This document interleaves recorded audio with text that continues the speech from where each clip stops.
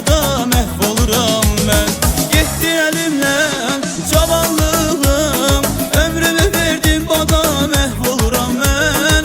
Üzümdə qırış, saçım dağdan, cavankən bu dünyada məhvoluram mən.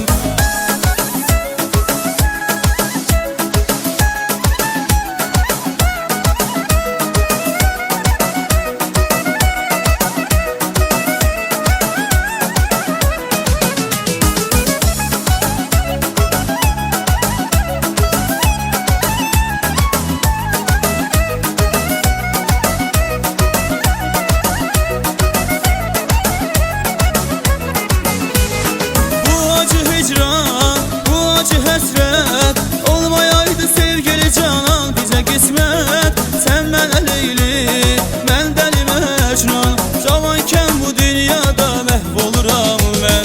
Getdi əlimdən cavanlığım, ömrümü verdim bana məhv oluram mən. Üzümdə qırış, saçım dağdan, cavankən bu dünyada məhv oluram mən.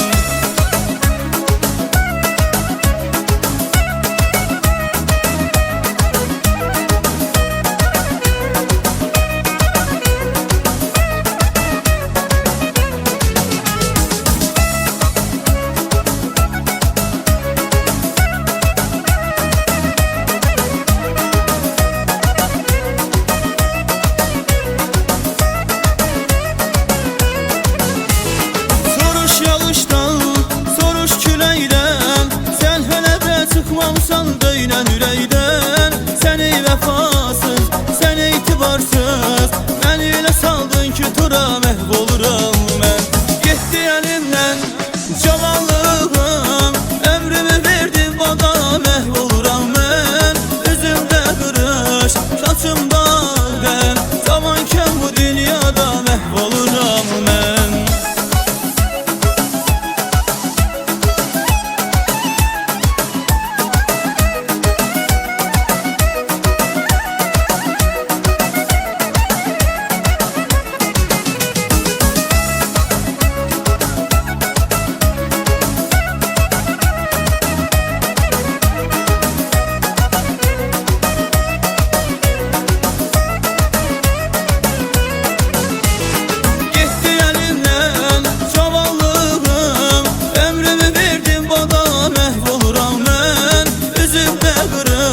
Saçım dağdan, cavankən bu dünyada məhv oluram mən. Getdi əlimdən cavanlığım, ömrümü verdim bana məhv oluram mən.